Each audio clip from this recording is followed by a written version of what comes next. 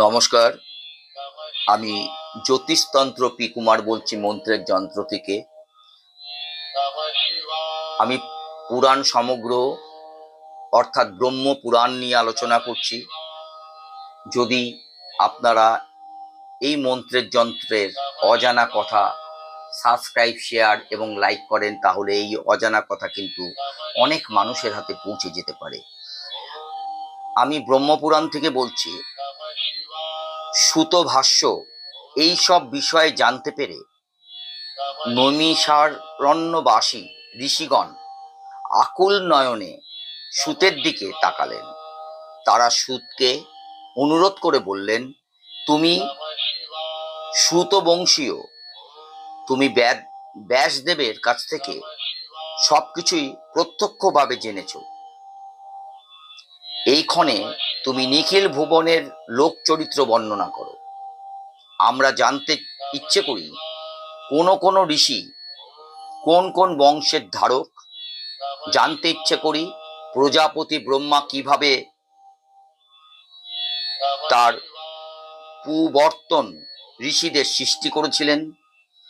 তুমি বিস্তৃতভাবে এই সব বিষয়ে বলো।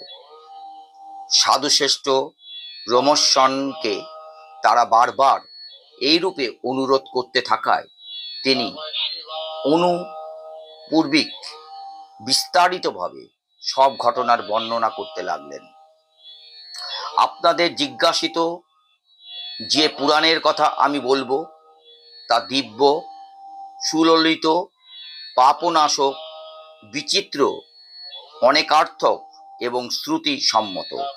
যিনি এই পুরাণ কথা চিন্তা করেন, বারবার শোনেন, আর বিশেষ করে যিনি স্বয়ং সূচিযুক্ত আত্মাতে তীর্থক্ষেত্র পর্বের দিনগুলোতে বিপ্র, জ্যোতি প্রভৃতিতে শুনিয়ে থাকেন, তিনি পুরাণের কীর্তনের ফলে দীর্ঘায়ু লাভ করেন এবং নিজের বংশের প্রতিপালন শেষ হয়ে গেলে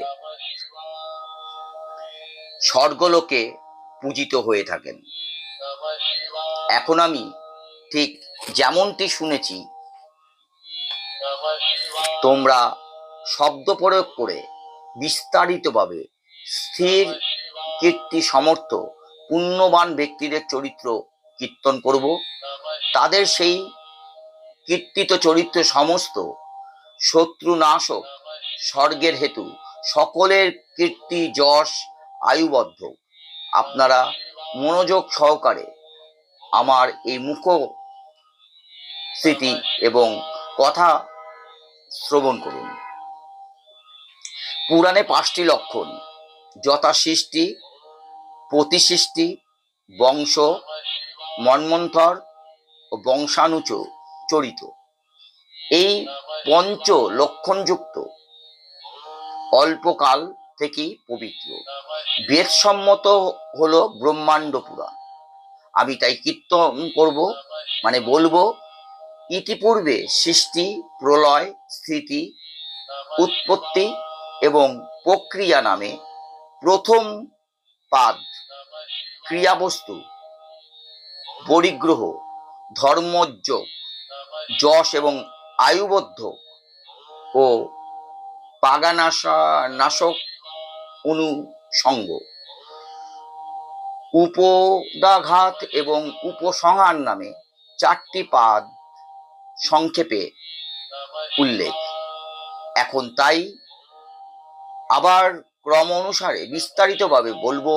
যিনি অজ, আদিভূত, প্রজাদের আত্মস্বরূপ এবং যিনি লোকনিয়ন্ত্রণ, সেই হিরণ্যগর্ভ ঈশ্বর পুরুষ স্বয়ম্ভু ব্রহ্মাকে প্রণাম জানিয়ে মহৎ থেকে শুরু করে বিশেষ পর্যন্ত সবিকায় সলক্ষণ পঞ্চভৌতিক দেহ এবং ভূত সৃষ্টির বিষয়ে সংশয়বিহীন হয়ে বলেছিলেন।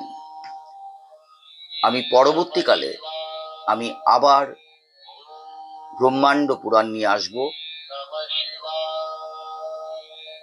অজানা কথা। নমস্কার।